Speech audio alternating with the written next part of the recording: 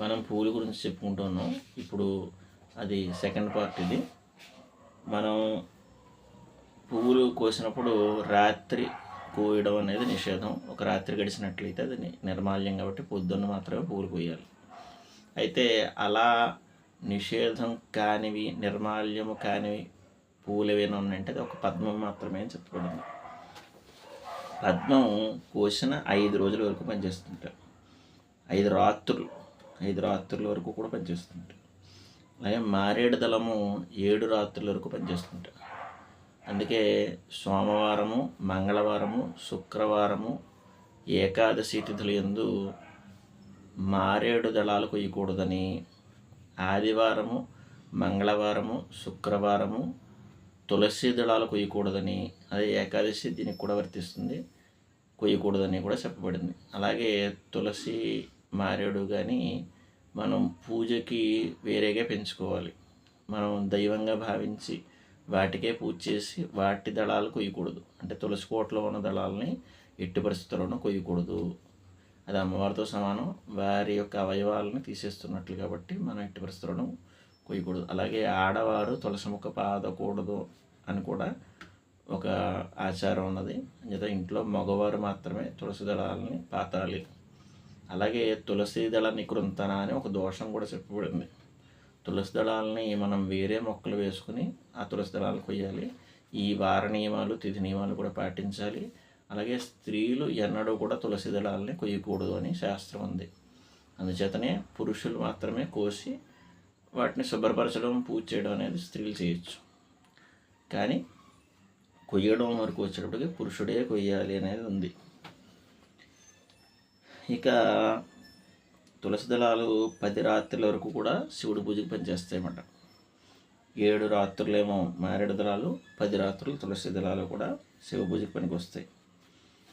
ఎందుకు ఇన్ని రోజులు ఇచ్చారంటే వీటిల్లో సోమవారాలు, ఆదివారాలు, మంగళవారాలు ఇవన్నీ వస్తాయి. మరి సోమవారం అర్చన చేయవలసి వస్తుంది.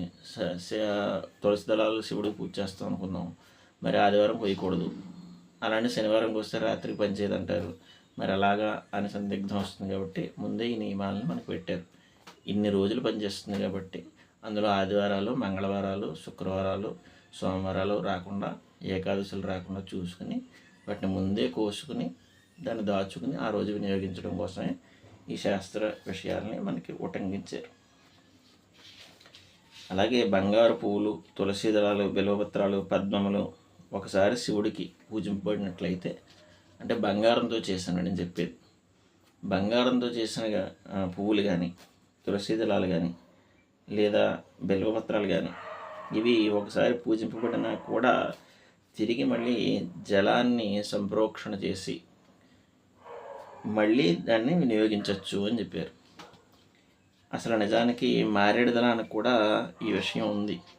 మారేడు దళాన్ని పూజ చేసిన తర్వాత మనకి ఒకవేళ సంప్రాప్తించట్లేదు, చాలా అరుదుగా ఉన్నాయి మారేడు చెట్లు, లేదా దొరకట్లేదు, చాలా దూరంగా ఉన్నాయి అనుకున్నప్పుడు, మన దగ్గర మారేడు చెట్టు దగ్గరలో లేనప్పుడు, మారేడు పత్రం సంపాదించుకున్నప్పుడు ఆ మారేడు పత్రాన్ని పూజ చేసిన తర్వాత 7 నదీ జలాలని తీసుకొచ్చి మన ఇంట్లో నిల్వ ఉంచుకున్నట్లయితే ఆ 7 నదీ జలాల్లో ముంచేసి దాన్ని మళ్ళీ పూజ చేయొచ్చు. ఇక రెండో విషయం, గంగేశమనే చేవ, గోదావరి సరస్వతి, నర్మదే సింధు కావేరి జలేస్మిన్ సన్నిధిం కురు అని కలశారాధన చేస్తాం కాబట్టి ఆ కలశలో 7 సార్లు ముంచి తీసి దాన్ని మళ్ళీ పూజకి అర్చన చేయొచ్చు. ఇది కూడా చెప్పబడింది. ఇక రత్న ఖచ్చితములైన సువర్ణ పుష్పములను, మారేడు దళములను జలము చేత ప్రక్షాళన చేసిన ఎడల ఒకసారి శివునికి అర్పించిన అయినా కూడా మరలా పూజ చేయవచ్చు అని. వీరికి నిర్మాల్యత్వం లేదు కనుక మారేడు పత్రికి అలభ్యమైన సమయమును మాత్రము ఒకసారి అర్చించిన పత్రిని జలము చేత కడిగి తిరిగి పూజించవచ్చు. ఇక్కడ క్లియర్గా చెప్పాడు అలభ్యమైన సమయము అని. అంటే మనకి దొరకని పక్షంలో మాత్రం అలా చేయాలి, రోజు అదే ముంచేసేది వేసేయడం కాదు. ఇక మారేడు పత్రి, మల్లి, తాపించ పుష్పాలు, పెద్ద ఉసిరిపత్రి, ఎర్ర కలువలు, తులసి దళాలు, పద్మములు, తుమ్మిపూలు, రెల్లిపూలు, సమస్తమైన మొగ్గలు వీటికి పర్యుషితము లేదు అని చెప్పారు. ఇక ఏ పూజ చేయడం వలన, అంటే ఏ పత్రాలను పూజించడం వల్ల ఏ దోషాలు పోతాయి అన్నది కూడా క్లియర్గా చెప్పారు.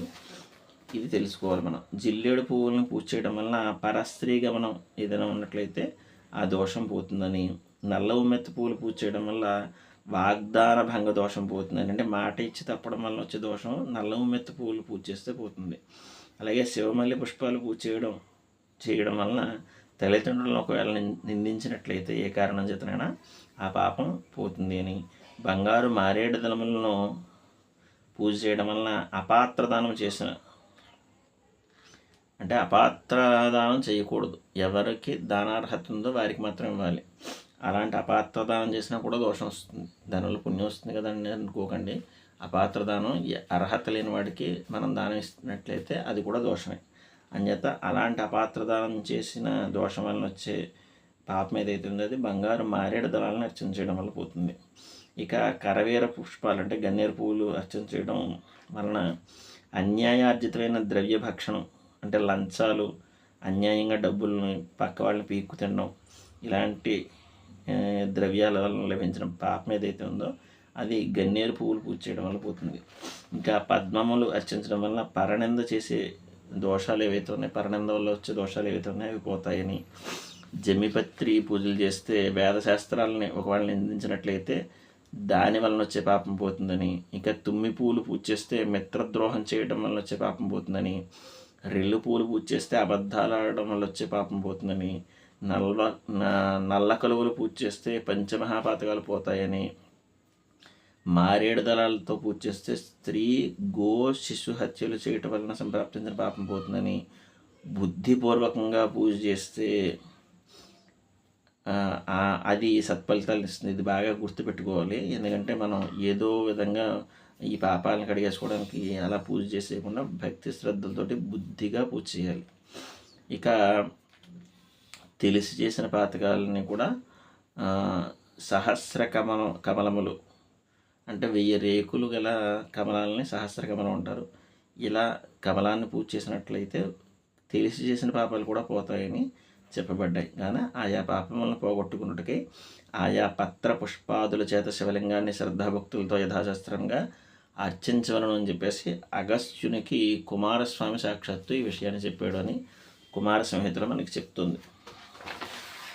ఇది పుష్పానికి సంబంధించిన 2 వీడియోలు. దీన్ని తెలుసుకుని చక్కగా ఈ నియమాలను పాటిస్తూ అర్చన చేసి భగవంతుడి యొక్క అనుగ్రహాన్ని పొందుతారని కోరుకుంటున్నాను. ఓం నమః శివాయ.